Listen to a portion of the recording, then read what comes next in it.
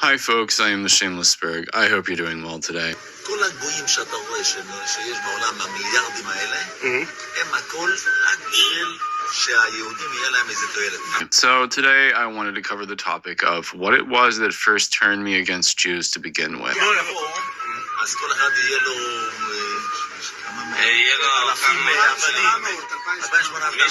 It wasn't necessarily the reasons outlined in my video on why I don't like them. Well, I'll ask in English. Do you believe that the Gentiles, the Goyim, will one day become the slaves of the Jews? It's not a belief. It's part of the Torah. There was very definitely a flashpoint that brought me to the point of flipping on them. טוב, אני לא טוב להביא את המספר המדויק, על כל יהודי אמור להיות 800 או יותר עבדים. I was raised very philo-Semitic. I loved them a great deal because I was very brainwashed about them. But, there came a time where I was accused of anti-Semitism one too many times for things like anti-communism that I began to wonder what the hell is going on here. And throughout the course of my research, I found a number of clips from rabbis, teaching in their synagogues, in their congregations, talking about the subject of anti-Semitism, talking about the history of anti-Semitism and some of the reasons given by people for their anti-Semitism. And it was clips just like these, and digging deeper into the things they're saying and finding that they're not the only ones that think that way, that really led me to the conclusion that these people are a problem. And to me, they are. Thus began this journey with the Jewish question, only to, at the very end, find that it was less of a question and more of a problem, if you know what I mean. So we're going to get into some of these clips, and I'll offer a little bit of commentary in between them. Also, please like, share, comment, subscribe. I got over 100,000 of you people tuning in to me, and I would just like to continue growing this channel, so please do those things. It will help me out quite a lot. Check out the shop in the description or the shop tab. I've got a bunch of shirts, including this one from the Austrian painter. For the sake of this video, I have prepared myself some notes because I had a lot of clips and it was a lot to keep up with. So I went through and I just set markers and I just wrote up a reply for each of them. So it's not as off the cuff as usual. Some of it is. So if you see my eyes wandering a bit, that's why. God gave us the Torah. The Gentiles were jealous of us. They feel that we think we're elitist. We think we're the chosen people, which, by the way, we are. We do think we're elitist. We are the chosen people. They think that we think only we are the children of God, and we do think that. And we're not embarrassed to say, only the Jewish people are the children of God. The nations of the world are not the children of God. They're not God's children. They're God's creations. They're created at Tselem Elohim. They're not God's children. Listen, Rabbi, your book tells you the Gentiles are jealous of you, but that's a fictitious history. Only Indians are jealous of you for some reason. And yeah, we know you believe you're an elite class chosen by God, and there's a lot of Christian dupes that believe it too. But for my part, I don't really care that you believe in that delusional bullshit. I'm not jealous because it's a bunch of nonsense. I care that you simultaneously reject my right to self-determination and identity, and you cry about white supremacy while holding these beliefs. And I care that you and your NGOs organize and come out against us anytime we want to try to form an exclusive community, such as the one that they're trying to form in Arkansas, Return to the Land. The ADL came out and denounced it, and so did a number of Jewish groups and Jewish teachers and rabbis. And you do this while you also demand our tax dollars to support your Jewish supremacy in Israel, your Jewish nationalism in Israel. You demand our tax dollars for it. Who wouldn't resent that? It's completely understandable. There's nothing mysterious going on here. Who would not resent that? And really, George Orwell himself couldn't have imagined projection, doublespeak, and hypocrisy this extreme. And this creates a certain jealousy, and they don't like that. In other words, there's an ethnical reason. They feel that we are elitist. We think of ourselves as better than them, which we do. And therefore, they hate us. Wouldn't that be a perfectly good reason for a host nation to hate you people? You assert your elite status while crying about me wanting to have just primacy in my own homeland. We resent you. Also, we're not jealous of you. We think you're a bunch of psychopathic and schizophrenic ethnic narcissists who excuse all of your shitty behavior and neuroses with these batshit religious claims. We resent you not for your Torah or the fact that you believe you're chosen. You're not the only people on earth that's believed they've been chosen by some deity or deities. I don't really care about that. We resent you because you're insufferable hypocrites with forked tongues. You do nothing but gaslight, lie, and project. What can we do? God selected us, you know? Yeah, good. God selected us. So these are the two reasons for anti-Semitism. One is what Rashi says. Rashi says, Amar Rav Shimon Echai, Halacha hi v'yadua, Se'esav Soinei liYaakov, that what's the reason for it? There's no reason. It's just, it is. God, the reason for anti-Semitism, according to Rashi, is that it's just a law. It's a law of nature. There's gravity, and there's, the theory of relativity, and then there's anti-Semitism. And then, on the other hand, you have this Gemara in Shabbos that the Gentiles hate us for, they feel that we think of ourselves as better. Wow. You Jews truly have no self-awareness. It's like you can't see yourself or hear yourself because your head's so far up your own ass. It's incredible. And it's amazing that after you give your reasoning or your interpretation of why it is, of why the Goyim hate you, you end on, it's just a law. They don't even know why. It's just like gravity. They just don't even know. So on the one hand, you supply your reasoning. You don't let us speak for it. Trust me, we've got things to say. So you supply your reasoning, but then you back that up with, but there's no reason really. It just happens. Like it's just happening to you for no reason at all. Just like rainfall or just a wind. No causal relationship between anything you and your people have done and the sentiment that people come to have about you. So let's be clear. We know why we don't like you. It's not because you believe these things. Go ahead. Believe these things if you want. It's because you assert these things from within your host nations. And your behavior and your corrosive effect on your host nations really reflect that belief that you hold in your supremacy and your chosenness. It's obvious because of how you treat your host nations and how you view the people that live there. We can see it in your behavior because you can't hold that belief without thinking that we are inferior and without not having respect for us. I mean, you can't really respect people that you believe you were born better than. I mean, you can't really respect a people when you believe you're chosen by God and they're not even God's children. So I guess all I have to say about that is you should just go believe that bullshit somewhere else. Like, in your homeland. And you'll see how much we give a shit then. Go there and do it. Go believe that shit, back in Israel. Make Aliyah. Get the fuck out of the West and see how much we care about that. We don't give a fuck. We just hate that you're here doing it. While you fight against any effort that we have towards nationalism or pride in our folk, identity, self-determination, you never support these things for us. And then you have the nerve to pretend that there's just no reason at all for people to resent you. None whatsoever. And so this clip contains the very lack of self-awareness that demonstrates why I resent you. It's not because of, Hashem gave the Torah to us and you're just jealous, Goyim. No, that's not why. Anybody, if you could just stand back and just look at this clip and just hear yourself speak, it would be really obvious. Wow, look at this guy. It's not even about the words you're saying or the substance of it. It's about the fact that you really can't see or hear yourself. Like you're contradicting yourself like crazy here. You're speaking with a forked tongue. You say all these things that, if anybody said them to you, right? Well, we're white, we're chosen, whatever. You would just fly off the handle, but the other way around, you're just like, well, it's just a law. You should just accept it. It's just normal and it's just for no reason at all. And then you have the nerve to wonder why people would resent you. But then instead of asking them, you just come up with your own bullshit reasons. It's just so exhausting dealing with you people. In America today, we have white supremacy. In the Torah, we had Amalek. Right, so in America, we've got a bunch of deracinated white people with the lowest in-group preference of all ethnic groups in this entire country.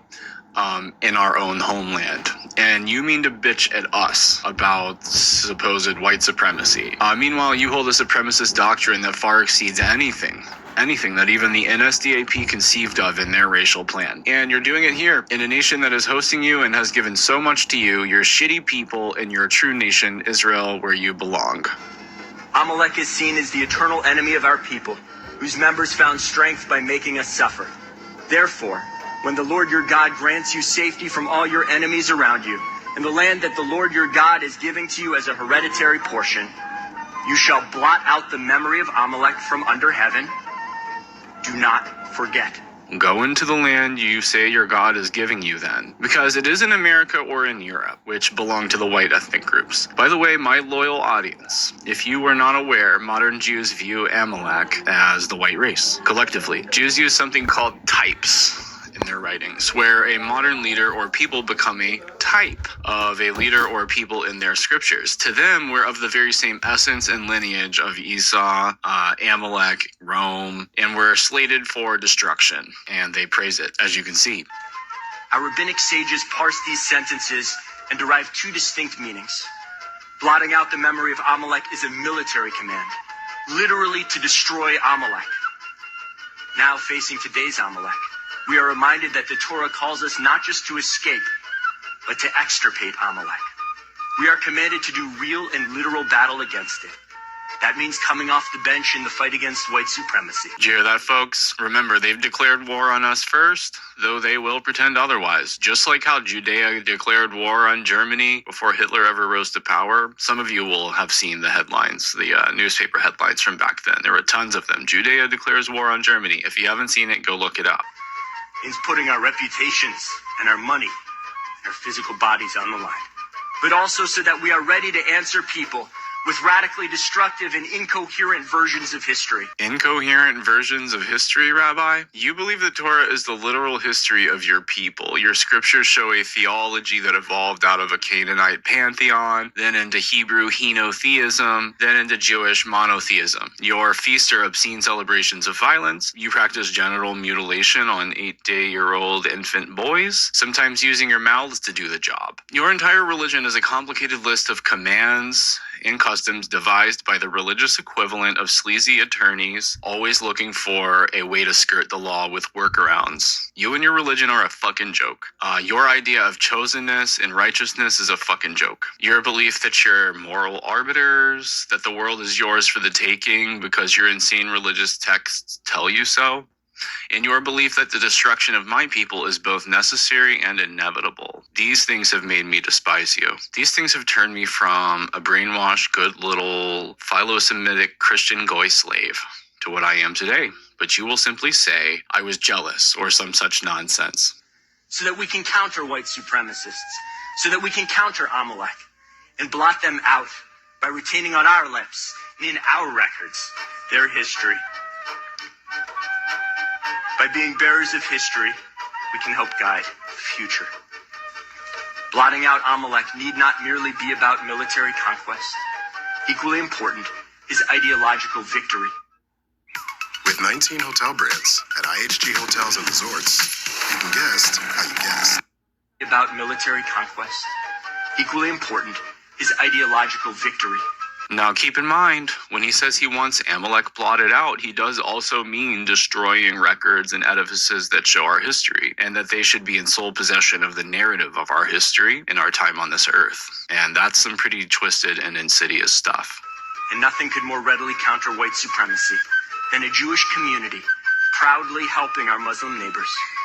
There is nothing that undermines a white supremacist worldview more than diverse communities getting along and building together towards the future. Look, diversity is the strength of Jews, because Jews have always been safer and more prosperous in host nations with no unified identity. They do not intend for their planned messianic kingdom over in Jerusalem to be diverse, leaving all the nations outside of the gates to the city. But for your nation, well, it's supposed to just be self-evident and unquestionable that diversity is good for us. The reality is he is admitting that diversity interferes with white unity, as it's intended to, and obviously does. I think there's a resurgence of anti-Semitism anti-Semitism because at this point in time, Europe has not yet learned how to be multicultural. And I think we're going to be part of the throes of that transformation, which must take place. Europe is not going to be the monolithic societies that they once were in the last century. Jews are going to be at the center of that. It's a huge transformation for Europe to make. They are now going into a multicultural mode, and Jews will be resented because of our leading role.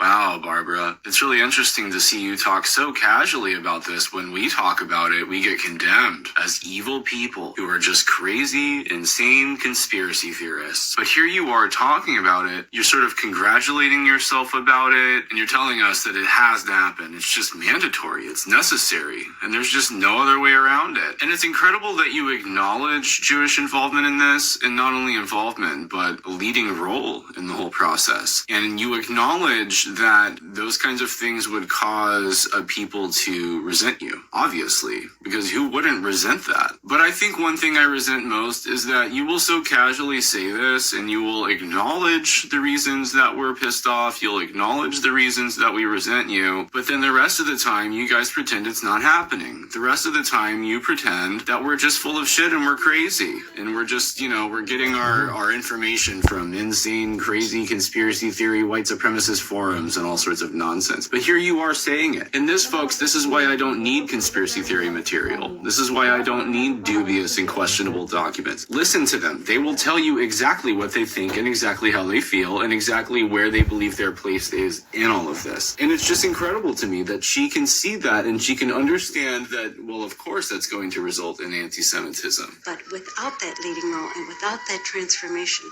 Europe will not survive. Here you are. You guys are always setting yourselves up as our saviors. Oh, what would we ever do without Jews? Oh my God. But I have to ask you, Barbara, and I ask you, my loyal audience, what the fuck does it mean for Europe to even survive? When she talks about the survival of Europe and how all this multiculturalism and multiracialism is necessary for the survival of Europe, what fucking pray tell is Europe? Europe is a collection of European peoples. Europe is a set of European ethnic groups and cultures. It's not just some economic zone. I know that's what you want it to be, Barbara Lerner-Spector, just like America has been turned into a deracinated, rootless economic zone. I know that you think the same way about Europe and you want Europe to be the same way, but that's not what Europe is. Europe is people. Europe is the ethnic groups that make up Europe. And so if they're replaced, if they are bred out of existence, if their culture gets completely overwritten by foreigners, Europe has not survived at all. The survival of Europe can only be meaningful if the people of Europe survive and prosper into the future. And continue over here, we're speaking about Goyim in the times of Mashiach, in the times of the future redemption. So the Rebbe asks over here a simple question.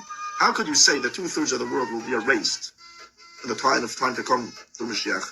It says that Hashem is merciful on all of his creations. So how could you say that in the Geula Hashem is going to erase a huge amount of people? How could you say in such a time God's going to delete 2/3 of the world? So the Rebbe explains and gives an answer. So the simple way we could say is that it's not that God's going to make a special action of destruction in the redemption. That God's going to erase 2/3 of the world, and so to this, that Mashiach is going to, it says he's going to rule over the whole world. So a couple of the commentaries say he's going to destroy all the nations of the world. It doesn't mean that he's going to come and kill them with a rifle, with a gun, and stab him and shoot him and kill him. No, they're going to take away, Hashem's going to take away, and Mashiach's going to take away the ability of having a continuation, of having more kids. And therefore, the world is 2/3 of the world are going to be erased. Oh, so by making it difficult, if not impossible, to have kids, this Hashem will basically genocide all of these nations. By the way, my opinion of this Hashem that they refer to, it's really just the Jewish folk soul, and not per se God or deity in the sense portrayed. But Rabbi, this sounds all too familiar to me, and this is beginning to sound like an anti-Semitic conspiracy theory. So, in fact, I've seen a number of Jews supporting and promoting abortion, childlessness, non-reproductive sexual lifestyles, and mass third world migration. And to me, it really seems to parallel what you're saying here. After all, how is this Hashem fella going to do this if not completely through the agency and action of men? What, magic? Of course not. We're seeing it unfold from within our own nations, but I ask you, do you really believe this is supernatural fulfillment of prophecy and therefore inevitable, making resistance or childbearing futile, or is it starting to look more like a blueprint for the Jewish people to conquer the entire world? And this Hashem is a term for their collective folk soul. I don't buy the bullshit anymore, folks. Speaking of conspiracy theories, I find that they're not even necessary to make my case. I'm not saying things like the protocols are not instructive, but why bother when you can just deal with the Jews head on by quoting them and exposing their insanity? Between the ADL clips in my earlier video about why I don't like Jews and these rabbi clips, do you see how I don't have to revert to any questionable material? That's because they're out in the open, if you know where to look and who to pay attention to. They will confess in their synagogues those things which they call anti-Semitic tropes and canards in any other situation. 2/3 of the world are going to stop, not going to have the ability to have any more kids. And therefore the guy gets old, because God said he's going to delete 2/3 of the world. Why would God do that? That's what he says, he's going to punish the wicked people. No, so not everyone's wicked. So that's also the question. From the simple meaning of 2/3 of the world are going to be erased, means even the righteous ones, not even the wicked people, even the righteous going will be killed 2/3. So the question is, how can you, that's not merciful, God's merciful. So the answer over here we're saying is he's going to take away the power to have a continuation. Oh, so you are saying your God is going to do this to us through the use of magic, and definitely not through Jews working to make it so. Through, again, abortion, childlessness, non-reproductive sexual lifestyles, and mass third world migration. I call bullshit. Why would God do that? And that's already not considered doing a disgusting act. You can't say, wait a second, if God's even going to take away the ability to give birth and have more people, is also not a nice thing. It's also not being merciful. Why can't you say that? This ability to give birth, that there are in creations of the world, in this is brought out the revelation of God's infinity. While I, for one, think this is bringing about the revelation of Jewish insanity. What a bunch of schizophrenic nonsense. He will have us to believe that reproduction was magically given to us as an extra, even though innumerable species reproduce, and all evidence points to millions of years of species reproducing, and there could be no life without it, obviously. This is the bullshit you get into when you think that you are the chosen people, and your scriptures are taken completely literally, no matter how obviously absurd. God is infinite, and so too, God gave this idea that he's infinite to people through this, that they can give birth and make another generation and another generation. If the ability to give birth, it could just go on forever and ever and ever and ever and ever and ever and ever, non-stop. This idea that a person can give birth, he can make more people, is something that Hashem gave a special present that he put into the creations that they should be able to make more. But a creation on its own is a limited thing, and it shouldn't be able to make more. So when you take away, when someone's missing this idea of not able to give birth, that's not that you're taking away from a person something that he has. You're just not adding and giving him something extra. Because a person on his own is not meant to make more people. Okay, Rabbi, but in my culture, we call that being an Indian giver. Only this is the most fucked up possible example of being an Indian giver. Only a Jewish mind could wave something like this away and say, yeah, Goyim, I know you're barren, but that doesn't mean he's not a nice guy.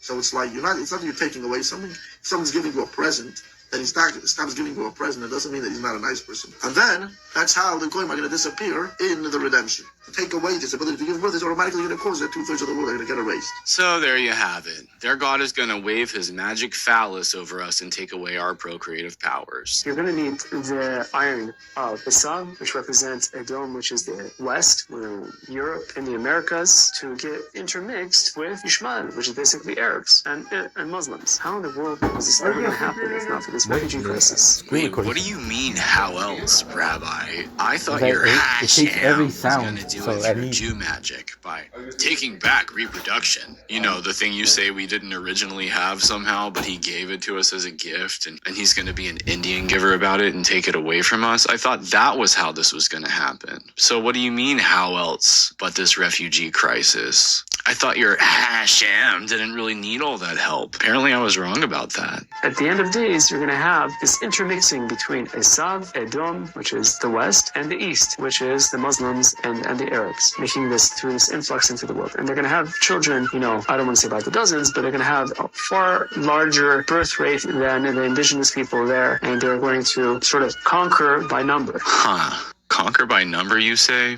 Well, That sounds like a xenophobic and Islamophobic conspiracy theory if I ever heard one. But here you make it sound like such an obvious truth that no one could be so stupid as to think the situation would do anything other than make white people disappear. The idea of having these refugees come into Europe, it's no longer a matter of whether it's right or wrong. It's just simply a fulfillment of what it was meant to be all along. This is a fulfillment of the Chazal and the prophecies. That's right, folks. It's just some magical thing that's happening, and it's definitely not the result of them working tirelessly to create the scenario by helping to coordinate these refugee crises and placing pressure on Western nations to take them in. It's just this inevitable Jew magic that cannot be stopped. This has to happen, and this is just another sign that we are nearing the completion of this tikkun of the entire world. Now, if you want to go on believing these Abrahamic prophecies, go right on ahead. But I'm leaving you people behind as less than useless in our struggle. Just go right out the clock and stay out of our way when we go to do what must be done to secure the existence of our people. Le Mashiach viendra que quand Édom, l'Europe, la chrétienté sera totalement tombée. Donc je vous pose la question, c'est une bonne nouvelle que l'islam envahisse l'Europe? C'est une excellente nouvelle, ça annonce la venue de Mashiach. Excellente nouvelle. Wow, you called it an invasion? Wow, Rabbi, just wow. That's racist. See how Jews are perfectly aware that we are right about the situation we find ourselves in? The difference is they believe their prophecies grant them the world as their sole possession, even as they themselves are entirely responsible for enacting such supposed prophecies. Vous allez le payer très cher, les Européens. Mais à un point, vous n'avez même pas notion de quoi on parle. Et vous n'aurez pas au fil. Parce que tout le mal que vous avez fait à Israël, vous le paierez au centuple. Quand l'Italie disparaîtra, quand Édom, c'est pour ça que le QG de la chrétienté qui vient de Esav se trouve là-bas, quand cet endroit-là disparaîtra, et c'est ce que veut faire l'islam, surtout l'islam, c'est le balai d'Israël, sachez-le. Here we go again with the Islamophobic conspiracy theories. Seriously, Rabbi, get it together. Oh, wait, I forgot the number one rule when discussing Jewish agendas. It isn't happening, but it's a good thing it is. That is, if you praise it, it's obviously real. Duh. Only a dumbass could think otherwise. But if you denounce it, it's not real, and you're a bad person. Think that sounds like a bunch of incoherent nonsense and insanity? Well, just go to college, you uneducated bigot, until it makes sense to you. Remember, folks, this is all just magically happening with prophetic Jew magic. And we are saying, yes, we will love our neighbor. Last week, Highest organized a letter signed by over 1,200 rabbis. Can you imagine getting 1,200 rabbis to agree on one thing? As a matter of fact, I can imagine 1,200 rabbis agreeing with each other under one condition: if it's good for Jews and bad for white people. But agree they did, and what they agreed was to ask our elected officials not to halt or even to limit the United States Refugee Admissions Program. Oh, yeah, it definitely makes a lot of sense that you all agreed on this one decision. It turns out this isn't really a fringe view like some of you like to pretend it is when I show you the evidence of your fuckery. And it's not just Hayats. Jewish organizations of all kinds across the spectrum of Judaism are issuing statements in support of refugees. Oh, not just Hayas, you say. Jewish organizations of all kinds have joined the cause? Well, Barbara Lerner Specter would be proud. But why does this cause need so much support if it's really just happening through unstoppable prophetic Jew magic? Why does it need so much support? Why does it need 1,200 rabbis? Can't your Hashem just do it all alone if it's prophetic? What, pray tell, is prophecy when a bunch of Jewish organizations come together and they use purely earthly means to accomplish their goals? למה באמת התלרה נגד היהודים? מה הוא רצה? מה הפריעו לו? אבל הדברים כתובים כאן במיינקאמפ. זה הספר יצא רק לאחרונה, התירו לתרגם מיינקאמפ בעברית, זה אסור כל השנים. אבל יש לתרגום קודם יותר שיד ושם תרגם קטעים, להם המותר. היטלר טוען בספר שלו שהיהודים הם קומוניסטים. הם עשו את המהפכה ברוסיה. הם הרגו שם 30 מיליון רוסים, את כל האינטליגנציה, בצורה אכזרית ונוראה. ואת זה הם רוצים לעשות לכל העולם. הארץ הבאה בתור זה גרמניה. הם הקימו את המפלגה הקומוניסטית והסוציאליסטית הגרמנית, וזה נכון. אם אנחנו לא נתגבר עליהם עכשיו, הם יחסלו אותנו וישחטו גם כאן 20 מיליון איש את כל האינטליגנציה. וככה הם הלכו מארץ לארץ. כשבסופו של דבר האינטליגנטים היחידים, החכמים היחידים, יהיו רק היהודים. והוא חוזר על זה הרבה פעמים, שלא תהיה טעות. והוא צודק. את המהפכה ברוסיה עשו היהודים. All right, so in this next clip, a rabbi explains why Hitler hated Jews. He uses a Hebrew translation of Mein Kampf to do this, which very few Jews have actually read. As mentioned before, one of the things that led me down this path was being called an anti-Semite for being anti-communist, even when I still loved Jews. Then learning of the depravity and insanity of their teachings. It calls to mind a familiar saying some of you will recognize. Gradually, I began to hate them. Again, let me remind you, I do not need conspiracy books to make my case, preferring to hear it from their mouths instead. So let's take a look. Who knows the first two laws that Hitler implemented? Who knows the first two laws? Before the Nuremberg laws. Before that, we're talking about years before it. Hitler first comes into power. What's the first two laws? Okay, I'll save you the time. Rule number 1, no more pornography, no more homosexuality, none of that garbage. Not allowed. Berlin in the 30s, in the 20s, was the Sodom and Gomorrah of the day. Homosexuality, pornography, all the bestiality, all the garbage of the world, that was the capital of the world. He outlawed it. You're no longer allowed, closed all the bars, all the gay clubs, all the production, which were all run by Jewish people. Second rule, you're not allowed to charge interest. No more interest. Now you would think, why? What does he care about interest? Well, because all the people that had the money, that lent the money out, were Jews. He said no more interest. Why? Because of the high interest that the Jews charged people was so high, it ruined, it destroyed the economy in Germany. They destroyed, just like they destroyed Russia a few years before that through their communism over there. Jews destroyed Russia, not Goyim. Jews destroyed. Communism is by Jews. Well, don't let anybody confuse you. You look at history, Karl Marx, all the other Reshaim, they're all Jews. Wicked, but nonetheless Jews. Wow, how charitable of you to call your fellow Jews who are communist wicked. But if there's any fringe view in this video, it's that Jews have done anything wrong at any place or time in history. In fact, Rabbi, it's pretty anti-Semitic of you to point out this truth. They destroyed Russia, and he wrote in chapter 2 of Mein Kampf, they destroyed Russia, now they're destroying Germany. Go to the store to buy bread, you have to take a whole horse carriage full of money. By the time you arrive at the store, it wasn't enough. Why? Because the inflation rate was so high. The bread became so much more valuable and your money went down. And at that time, the Great Depression was happening around the entire world. Everyone was in a financial collapse. America was a financial collapse. England was a financial collapse. Germany collapsed worse than everybody else. But after he passed this law, within 6 years, Germany became the leading, wealthiest economy in the world. They called it a financial miracle. Why? They were the only ones that were bold enough to stop interest. This is one of the biggest reasons of why he hated Jews. Because they destroyed the economy because of their greed. This is happening again. So are you seeing now why I became a National Socialist? This rabbi couldn't have done a better job selling it to me. So you tell me, do you really think I resent them because of so-called jealousy? Do you really think that I resent them for literally no reason at all, as they would have you believe? I resent them for the same exact reasons the German people did before the rise of the NSDAP. Like this rabbi says, it's happening again. Are we going to view it all as immutable prophetic fulfillment against which resistance is obviously futile? Or will we take our fate into our own hands and throw the yoke of their tyranny off our necks once and for all? בעזרת השם זה יחזור. הם ירצו הגויים להיות עבדים שלנו. הכי טוב להיות עבד של יהודים. הם שמחים להיות עבדים, רוצים להיות עבדים. מסביבנו עמים כאלה, בעיות גנטיות. תשאל ערבי פשוט, איפה אתה רוצה להיות? הוא רוצה להיות תחת הכיבוש.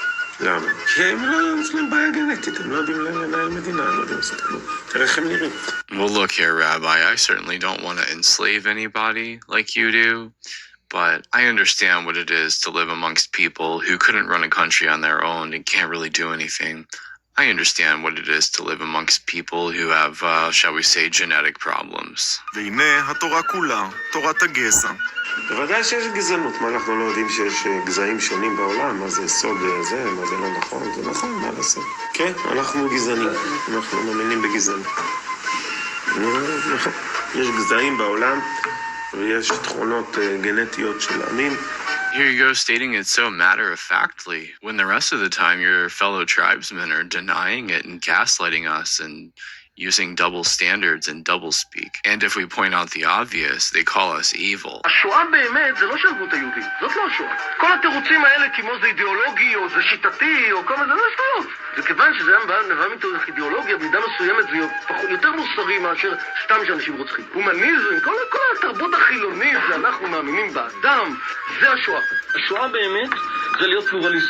Well, that's a really peculiar and interesting thing to say, and in light of people like Barbara Lerner Specter and Hayes that Jewess was talking about, really interesting for you to point out that pluralism is the real Holocaust. And it really makes sense as to why your people support it for me. I totally get it. If only you guys would admit it more often. ההיגיון של הגרמנים הוא נכון יחסית לעצמם. זאת אומרת שקבוצה מסוימת באוכלוסייה היא זרע הפורענות לכל האנושות, בגללה כל האנושות תלך לאבדון, הם מרעים לאנושות, ולכן צריך להשמיד אותה. Look, I don't care if you're speaking in support of Hitler. The fact is, there's no documented evidence that he ever called for or planned in any sense to genocide you people. Taste our family commitment to high-quality, real, natural cheese. Sargento. A promise you can taste. נשמע לך לא הגיונית? רעה מאוד. זה לא נשמע מוסרי. משה רבינו, אכזרי רשע כמו היטלר? לא. למה לא? יש דבר אחד רע בעולם וזה להיות סוף. Well, my loyal audience here will be aware of my hatred for hypocrisy, so I can certainly appreciate his stance here. The funny thing here, though, is that Jews are often the biggest hypocrites on planet Earth. It's truly breathtaking sometimes to see the level of, what do they call it? Chutzpah that they have. The hypocrisy, the double standards, the gaslighting, the projection. It's truly unbelievable. משנה לך אם הורגים אותך עכשיו מסכין או כמו שהרגו את הגג או שהורגים אותך בתגזים, סליחה. Well, Rabbi, now that you're asking, I suppose I would prefer gas over the more crude instruments like knives or whatever, but the fact remains, I don't think it ever happened, you know? Like, I understand the point you're trying to make here, but the fact is, I don't believe it ever happened. הוא הבן אדם הכי צודק שיש. ודאי שהוא צודק כל מילה שהוא אומר. באידיאולוגיה שלו... The late Ernst Zundel famously said, in America, you will have Weimar problems, and in America, you will have Weimar solutions. Zundel believed strongly in the blood and spirit of white Americans. He believed we possessed within us a revolutionary spirit that, if and when we decide to rise up against them, would make Hitler and his movement look like child's play. He believed this. He had a lot of faith in us. I want to have that same faith in our people, but it's up to us whether we awaken that revolutionary spirit and put it to good use, or if we burn out and fade away as our nations degrade into third world hellholes. I confess that I've become increasingly doubtful in my fellow white Americans, but I do still believe in the potential in their blood, if it would just awaken and if they would listen to its instructions. Because after all, the most precious possession you have in this world is your own people. I hope you enjoyed the video and found it enlightening and instructive. This succession of clips represents pretty well the process of discovery and transformation that I went on. First as a curious Christian, sort of questioning his beliefs around politics, religion, and history, only to later on become a national socialist. But I think the transition makes perfect sense, and I hope this video sort of demonstrated how that happened. That all being said, thank you guys for your love and support. Thanks for listening in, and until next time, you take care.